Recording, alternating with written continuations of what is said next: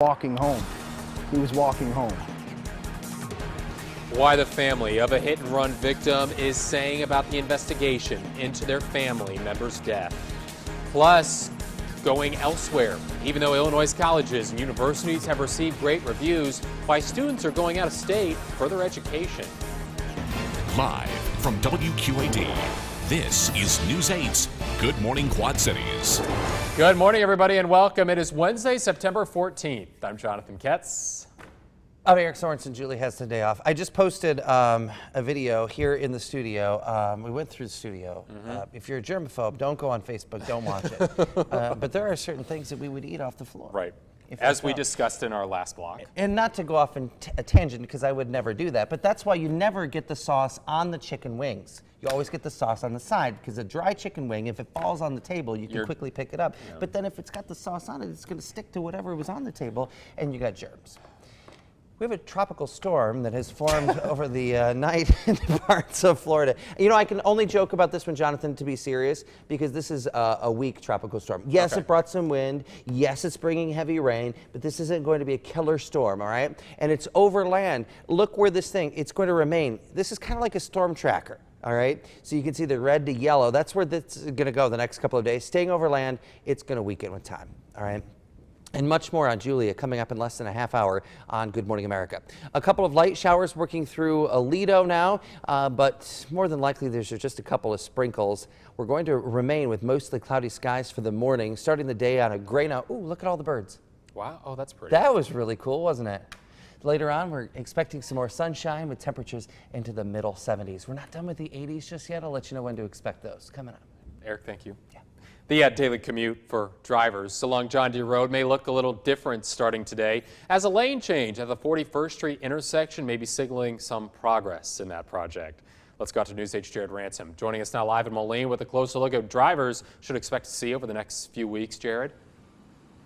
Yeah, John, good morning. I think I can speak for a lot of people where I say I've reached my limit in terms of construction season, but it's almost over, and there's some progress to report here along 41st Street and John Deere Road. I'll step out of the way to show you some of the work that's happening this morning here. Progress along 41st Street as the project is moving along, and a lane change is actually happening today. The northbound lanes on 41st Street are all paved and ready to go, so starting today, traffic is going to be switching over to those lanes. Now, all of 41st Street will still be one lane going both directions, but drivers will be able to use the newly formed turn lanes, which is expected to limit some of the congestion along that John Deere Road intersection there. Now, the switch was actually supposed to happen yesterday, but it was delayed by one day because of rainy weather last week that pushed work back later than expected. Saying that, project leaders with McCarthy Improvements say everything on 41st Street still on schedule. They also have an update on John Deere Road as a whole. Things are moving along just fine there, and with limited lane closures expected for the rest of this year. They're going to be putting on some traffic lights in major intersections as they wrap up work this year and get prepared to start work again coming next spring and into next summer. John, back to you. All right, Jared, thank you. Work along Cold Town Road is still moving along as well. Project leaders expect to switch the traffic lanes starting at the end of this month to begin their work on the southbound lanes. Well, the family of a man killed in a hit and run over the weekend now says that they have mixed feelings about that investigation. Police say 28-year-old Donovan Salmon was hit by a car early Sunday morning while crossing the intersection of 3rd and Cedar in Davenport. The driver, 37-year-old Randall Broxick, later turned himself in and was charged with leaving the scene of a fatal accident. But Salmon's brother says it's not enough. We want justice, and I know it's early, you know, but it doesn't seem like it's going in the right direction to us. You know what I mean?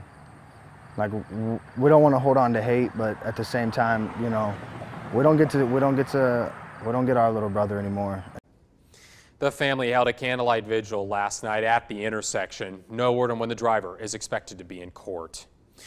Ahead of the unveiling of an economic plan, Republican nominee Donald Trump stopped in Clive, Iowa yesterday.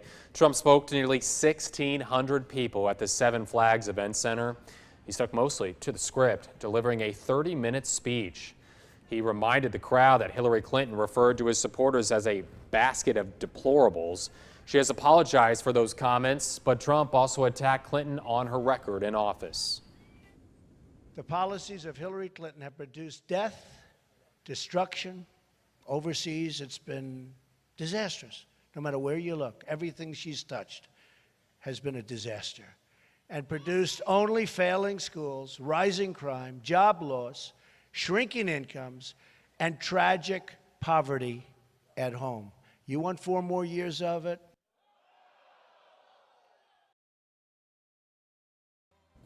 After trailing Clinton in Iowa for most of August, Donald Trump now has a slight lead over Clinton, according to the average of all Iowa polls at Real Clear Politics. Some Illinois farmers are using a drone and an iPad to help clean up damage from a tornado. On Friday, the small city of Homer, just outside of Champaign, was hit with an EF2 tornado. Take a look at the video. The farmers say they've been working for days to clean debris all over their fields, but the drone is coming in handy because it speeds up the process. Farmers can actually map out where the debris is and focus on those areas. Made a real-time map that we can follow with GPS on an iPad. I've been taking the iPad in the skid steer and I can drive right to the areas that we want to concentrate our recovery on. Very interesting. Willard says that harvesting won't be done during evening hours this year. It would be too hazardous for farmers and risky to use the equipment during the night in case they run into debris. Despite the good reviews, more Illinois students may be looking outside the state to continue their education. The University of Wisconsin-Platteville is located less than 30 minutes from both the Iowa and Illinois borders. Over the past 5 years, the number of UW-Platteville students from Illinois and Iowa has increased by more than 21%. Illinois budget woes have created a crisis for many state schools, and Wisconsin is capitalizing. Well, I think what makes UW-Platteville a different breed from some of the other schools is we've been taking advantage of this for a long time. We've been inviting our Illinois students to come up here, and we've had tremendous success. Through a program called the Tri-State Initiative, tuition at UW-Platteville for Illinois and Iowa students costs about $12,200. Compare that to Illinois State, where the average in-state tuition still costs $1,500 more. And at the University of Illinois, tuition for Illinois students can range from $15,000 all the way to $20,000. Mercer County High School woke up with a lot of spirit on Friday for our pregame pep rally series. The marching band, cheerleaders, players, and students woke up early to be a part of the GMQC Score Pep Rally, and of course they were a lot of fun. So this Friday we are going to Knoxville High School, home of the Blue Bullets, and we now have all of our slots filled for the rest of the football season. Thanks to everyone who submitted their high school for nominations. Keep watching Good Morning Quad Cities over the next several weeks to see where we are headed to next. Plus, don't forget to watch The Score coming up this Friday night, right after the 10 o'clock newscast for all of your high school football action. Now, your local traffic report, only on News 8's Good Morning Quad Cities. Time now for total travel as we're checking in on travel conditions all morning long. Latest look, I-74 near Avenue of the Cities in Moline. Iowa-bound traffic at the top looking okay, and the same thing for Illinois-bound traffic as you get close to John Deere Road. It is 6:38 right now, and still ahead on Good Morning Quad Cities, how many refugees could be coming to the U.S. in 2017, and how the new numbers compare to just a few years ago. And capturing the moment, what opponents and supporters are saying about young voters taking selfies in the voters booth, Eric? Cloudy skies outside right now, but the day is going to change from now till the time that you get off work at school. We'll explain how that occurs, when we do expect some more rain, and if it will affect Friday Night Football. Accurate forecast is next at 6:39. You're watching Good Morning Quad Cities on WQAD News 8 with Jonathan Katz and Julie Sisk.